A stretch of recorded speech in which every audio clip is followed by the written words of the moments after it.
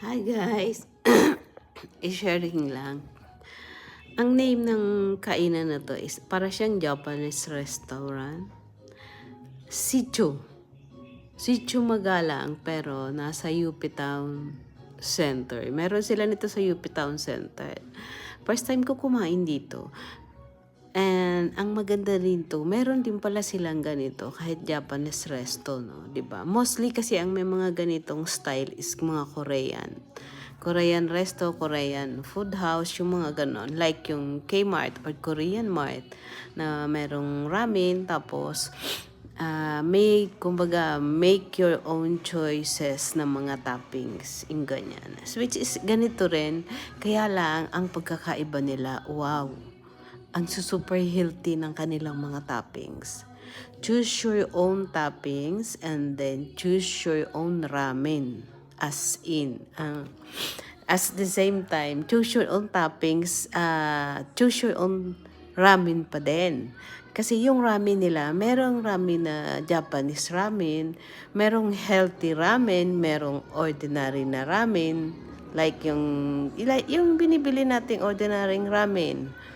Like yung parang pang-Korean na ramen, meron din sila nun. Most of it is gusto ko yung potato ramen. Meron silang potato ramen.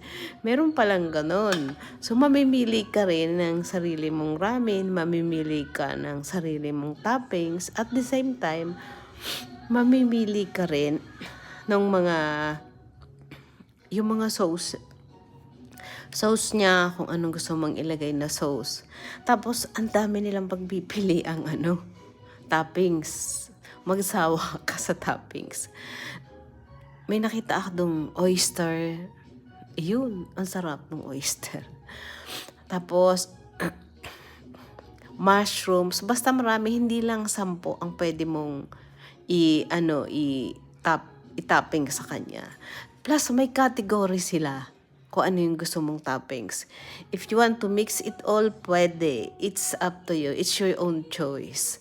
So, sa toppings nila, meron silang toppings na kung meat, lahat meat. Meron din silang toppings na kung puro seafoods lang.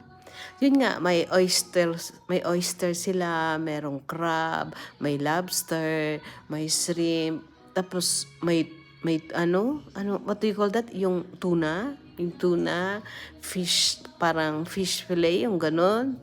Basta marami, within the category, siguro mga 10 ang pwede mong pagpilian. Bawat category, may sila, siguro mga 10 ang choices mo na pwedeng pagpilian sa isang toppings, ha? Sa isang category lang.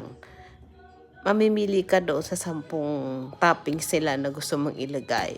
Let's say doon sa mga meat, meron silang spam, basta, kasi madami, hindi ko siya totally na videohan ng buo kasi nga na-excite din ako.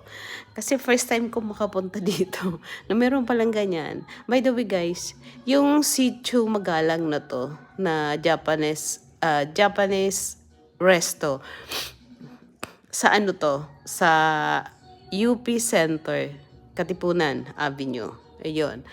Although may nakita ako sa Google na merong ibang branch, ang Sichu. Sichu is SICHU. Magalang. Yun yung name. Puputol kasi. Nag-i-stop. Ayun, sorry. And then, pag doon sa isang category, like doon sa meat, 10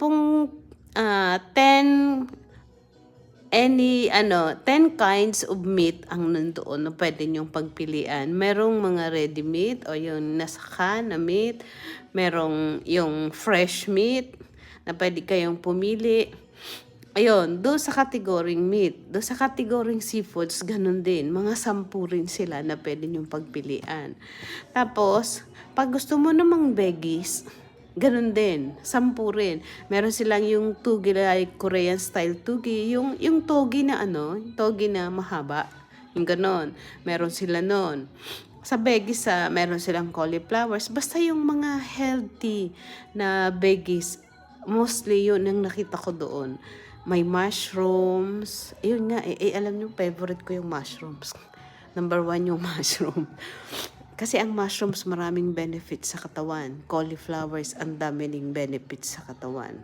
Especially sa atin pag yung medyo may edad na. Ang healthy ng benefits ng ng broccoli at saka yung mushroom. Mushrooms is anti-cancer, 'di ba? Ayun, lang yan, part lang yun ng 10. Basta marami pang iba na nakalagay doon na pwede nyong pagpilian. Meron sila yung what do you call that? Yung manipis na maliit, manipis na maliit na kulay green. Sa dulo ng dila ko. Ayun, meron sila nun. Ang naiisip ko siniguelas Hindi yung siniguelas. Yung malapad siya na manipis na kulay green pero maliit lang siya. Ayun, meron din sila nun. Basta yung mga healthy sa atin ng mga green leafy vegetables o veggies, meron sila doon. And then, ang maganda doon sa sa seafoods, tama, sa seafoods, meron nga silang oyster. And take note, magsawa ka kung gaano karami yung ilagay mong toppings. As long as kaya mong afford mong bayaran. So, after that, nandoon ka na sa category mga ramen. Mamimili ka na ng ramen. Meron silang udong. Udong yung pang-samar. Samar yun yung udong Yung natural nating local ramen, kumbaga sa atin. Yun.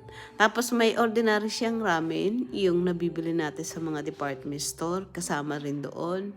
Tapos meron silang parang Korean style na ramen. Meron din. And may mga healthy ramen nga sila. Which is yun yung isang nakikita ko, yung potato ramen.